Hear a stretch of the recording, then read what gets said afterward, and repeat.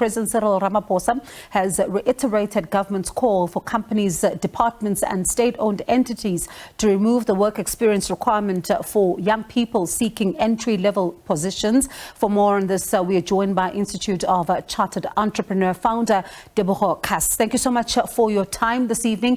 In your view, are companies likely to heed this call?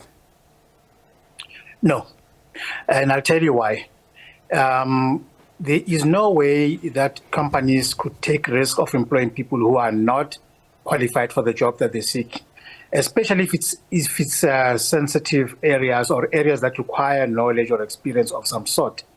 So it is going to be unlikely. Those who are going to be absorbed will likely be people maybe at very lower level, and most of the learnerships, unfortunately, would be directed at people who come from either with tertiary education or further FET qualification and so forth. So the expectation has always been that young people who are qualified, who've got degrees, they always have an expectation that they will be employed in mid-level or level entry management type of work, which isn't always the case. In fact, there's a disconnect in terms of how the system works. When I talk about the system, I'm talking about the education system works and how it actually links to industries. Because we've got vast output in terms of graduates from universities who are not work ready. In other words, we've got young people who go and study for particular courses and they get qualified, but they haven't got work experience. And by that, I mean, likely you'll find that they don't have placement while, especially in their final year of studies. That helps quite a great deal because it not only gives you an opportunity, one leg into the company or other companies, but at least throughout that time, you are able, it's more like conducting an interview. People are able to assess you and be able to see if you meet you are in line with the culture that prevails in the company. So chances are, without exposure, which is something that is lacking, you are not going to be likely to be employed first, which is what is at the heart of what you are faced with this youth unemployment. So how then, pardon me for coming in there, how then do we get these young people work ready? Because as you say that some of them go to study, but they do not have the required experience. Others have luck to be able to knock on a door and it's open for them and they can work for free. So let's talk about how then do we get them work ready? How do corporates or even companies begin to open their doors to the possibility of assisting them? Yeah, just on that question, it's interesting to see how the president put small business at the forefront of absorbing the unemployed youth, but without a plan. And all that you see, the focus has been when he talks about red tape. He's talking about big business or red tape that affects big business without the red tape or the conditions within which SMEs find themselves. For instance, it is very difficult for a startup, a small business, to be able to compete with an established business. If you're a small company that is just starting out, you cannot compete with an Old Mutual or some of the big companies in terms of your entry-level employment salary.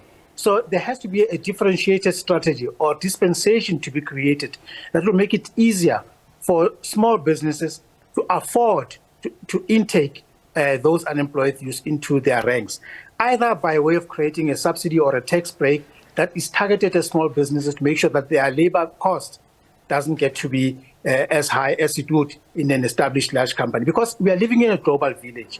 Yeah. In fact, we are competing with anybody who could be sitting in China, in the US, Amsterdam, or ever Kenya, or whatever part of the world that you might find yourself in. So it is essential to ensure that the labor cost or any other cost, including red tape, is actually reduced or mitigated. And finally then, especially you touch on something that I was going to go into, that whether or not we need to go back to that youth employment subsidy conversation, because you're thinking about these, small businesses.